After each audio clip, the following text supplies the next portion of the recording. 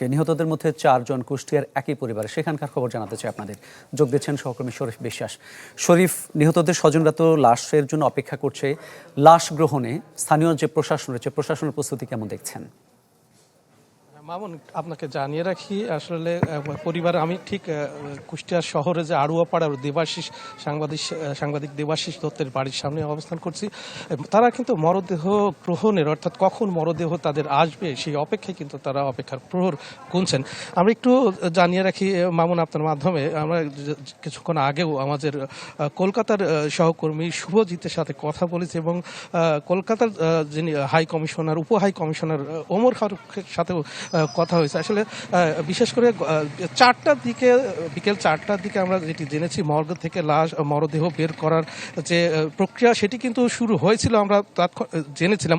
কিন্তু new market থানার কিছু জিডি সংক্রান্ত একটু জটিলতা তৈরি হওয়ার কারণে সেটি কিন্তু বিলম্বিত হচ্ছে এবং তারপরেও যে প্রক্রিয়া এনওসির, অর্থাৎ হাই কমিশনের এনওসি সহ নানা জটিলতার কারণে আজ সেই লাশ হস্তান্তরের যে প্রক্রিয়া সেটি হচ্ছে না। আমরা একটু কথা বলার চেষ্টা করবো। এখানে রয়েছেন দেবাশিস দত্তের বাবা। আমরা একটু যদি মরদেহ কখন আসবে, কি অবস্থা, একটু যদি ছোট্ট করে জানান।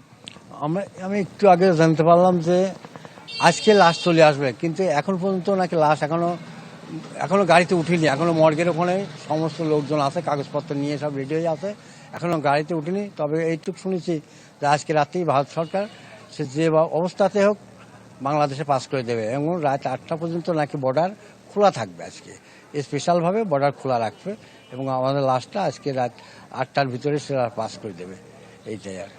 আসলে সাংবাদিক দেবাশিসের বাবা কিন্তু বলছিলেন আজ রাত 8টার মধ্যে বর্ডার, অর্থাৎ অতিক্রম করার যে প্রক্রিয়া সেটি কিন্তু করবে ভারতীয় হাই কমিশন।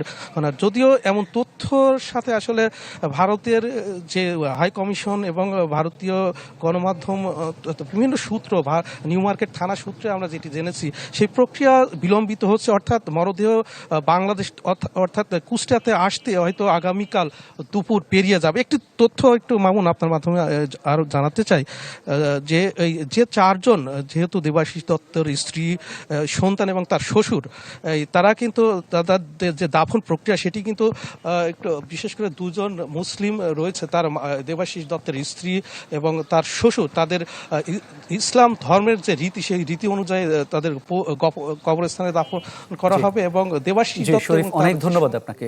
কুষ্টিয়া থেকে জানাচ্ছিলেন সহকর্মী শরীফ বিশ্বাস।